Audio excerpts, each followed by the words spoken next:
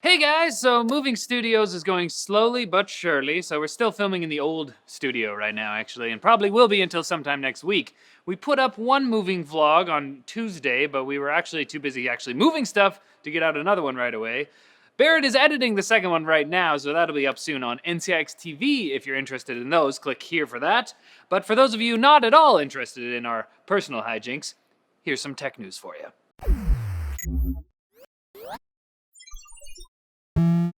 If you were paying attention to gaming news this week, you'll have heard about Microsoft's plan to unify Xbox and PC gaming by pushing their Universal Windows Application, or UWP, platform, which would allow the same programs or games to run on both. Understandably, this has drawn the ire of some members of the PC community. Tim Sweeney, the big cheese at Epic Games, wrote an article for The Guardian detailing the problems he sees with Microsoft's plan, such as features exclusive to UWP and the inability to distribute the UWP programs through other storefronts like Steam or Origin. Sweeney calls for Microsoft to make their universal app ecosystem completely open source to prevent what he views as the monopolization of game development on PC. Later, Microsoft responded with a statement claiming the platform is fully open, it's available to any developer, UWP apps can be sold in other stores, and it even supports sideloading. Now, whether Sweeney's objections are valid or not, we can only hope Windows doesn't keep releasing crippled versions of PC games, like the UWP version of Rise of the Tomb Raider currently on the Windows Store. But on the plus side, console hardware could see more frequent upgrades if Microsoft moves ahead with their Universal Games plan, since UWPs could run on multiple hardware configurations. What do you guys think about all these shenanigans? Are you down with Microsoft's plan, or should they just leave consoles and PCs the way they are?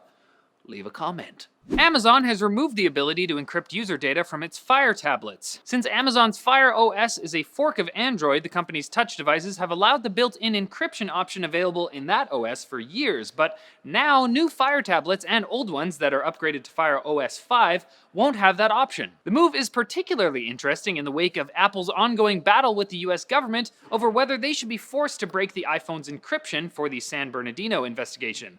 I don't know, maybe Amazon hasn't got the memo that pretty much every other major tech company is supporting Apple with the whole pro-encryption thing? Except they just filed a brief with Google supporting Apple's side of the fight, so...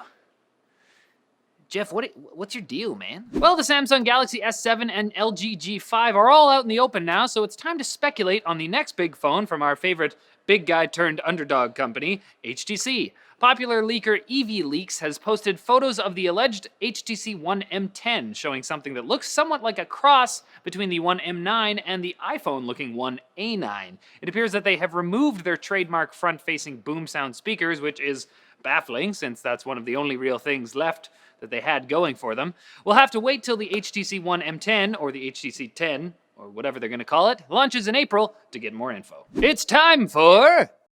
Hey, you! Quick bit. Thanks so much. Send us a video of yourself saying quick bits to @NCIX Tech Tips on Twitter or Instagram to see yourself on NetLinked. Asus has released a new GTX 950 that lacks a 6-pin connector, apparently only needing the PCIe slot for power. Hopefully this feature moves up to bigger cards. That connector is always the most intrusive thing when you're trying to make a clean build.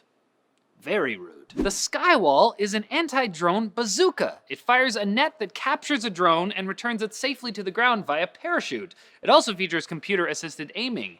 If you had asked me if this was going to be a thing 5 years ago, I would have thought you were crazy. Apple has filed a patent for a pair of wireless earbuds with a removable cable for non-wireless functionality. Can't wait till they come out with marketing claiming they were the first to come up with this concept. Speaking of wireless audio, Sony has released a teaser for something called N, which appears to be some sort of wearable audio device that goes around your neck. I think the N stands for sorcery. Samsung has started shipping a monstrous SSD meant for data centers with a whopping 15.36 terabytes of capacity. Good gravy. And Oculus founder Palmer Luckey took the opportunity to throw some shade at Apple computers. When asked when the Rift will be available for OS X, Luckey replied, "That's up to Apple. If they ever release a good computer, we will do it." Oh, snap, Palmer! He's dorky as hell, but he's got chutzpah. News sources for all of today's stories can be found in the NCX forum post, linked in the description. Oh, I don't think I can say that. So let's bring in my father, professional voice actor, Colin Murdock. Спасибо. Konstantinopolitanska vaneška. Oh, that's pretty good. Do you speak Polish? Actually, not. Oh, Yeah, I mean, I knew that. Hey, guess what? The great thing about the PC platform is, a lot of the time when you upgrade your components, you get free stuff, and graphics cards are no exception. Right now, buy select NVIDIA GeForce graphics cards and gaming notebooks from NCIX and get a free game code for Tom Clancy's The Division, which launches next week. But if you're an AMD fan, it's all good. Buy select AMD Radeon cards and processors and get the new Hitman free. See? Free crosses all boundaries. Click here or the link in the description for all the details. All right, that's it for Netling Daily, guys. Thanks for watching. Click here to watch more videos. Follow us on Twitter over here, and don't forget to like and subscribe for more videos like this from NCIX. Now, to get back to the big move.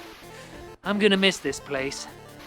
Except I'll see it again on Monday, so no time for fond farewells just yet. Happy Friday, everybody!